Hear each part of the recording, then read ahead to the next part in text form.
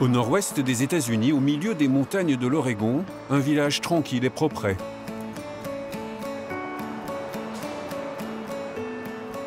C'est dans cette maison cossue que nous rencontrons Katie, 32 ans, qui s'apprête à prendre un tout nouveau départ. Elle a pris une décision radicale.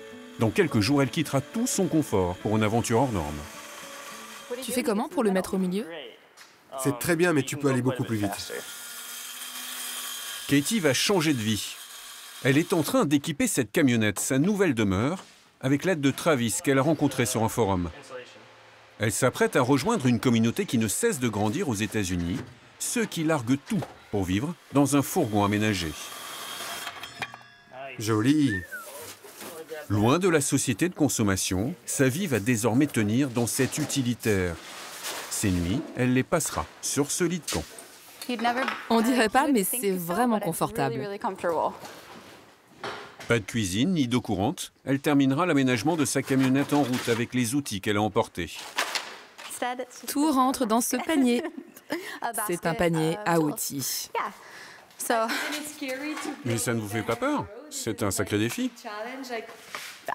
Je ne sais pas, ça va être un gros défi, c'est sûr. Je serai au milieu de nulle part, mais ça va être marrant. Ça va aller. Je suis vraiment fier d'elle. Elle est très travailleuse. Elle a fait un travail extraordinaire.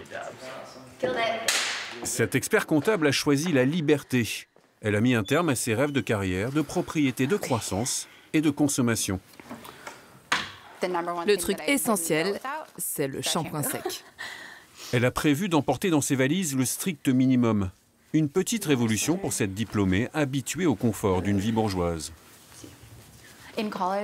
À l'université, j'avais 100 paires de chaussures. C'était absurde. À cette époque, je m'achetais tout ce que je voulais. Pas 12 t-shirts différents, de toutes les couleurs. C'était tellement pas nécessaire. Mon bonheur ne repose pas sur ce que je possède. C'est ce que j'ai compris. Dans quelques jours, elle sera sur la route. Elle va rejoindre le grand mouvement du van life. En français, la vie en camionnette. Courir le monde, prendre la tangente, vagabonder et voyager toute l'année dans des paysages sublimes, les grands espaces américains, un décor de cinéma. Beaucoup en rêvent, mais eux ont sauté le pas. Leurs photos donnent le vertige. Sur les réseaux sociaux, ils génèrent des millions de clics et de dollars. Cette génération de nomades auto-entrepreneurs est ultra connectée. Les van-lifers veulent profiter de la vie loin des exigences et des contraintes de la société contemporaine. Je ne me suis pas épilé les jambes depuis 1 an et je n'y pense pas particulièrement. Ils rêvent de grands espaces, d'une vie en autonomie. Peut-être que je suis naïve, mais je ne m'inquiète pas pour ma sécurité. Cette quête de liberté attire aussi des familles avec enfants.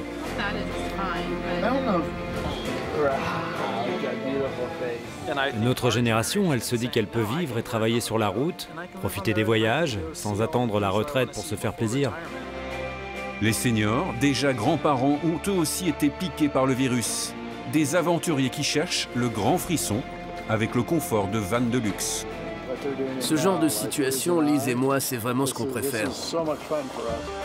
Un fourgon pour toute maison et la route comme unique futur. Aux États-Unis, le phénomène van life prend une ampleur phénoménale. Il serait des dizaines de milliers à avoir déjà fait ce choix. Loin de tout, près de l'essentiel, telle est leur devise. Sont-ils en train de créer un nouveau mode de vie, un nouveau rêve américain ?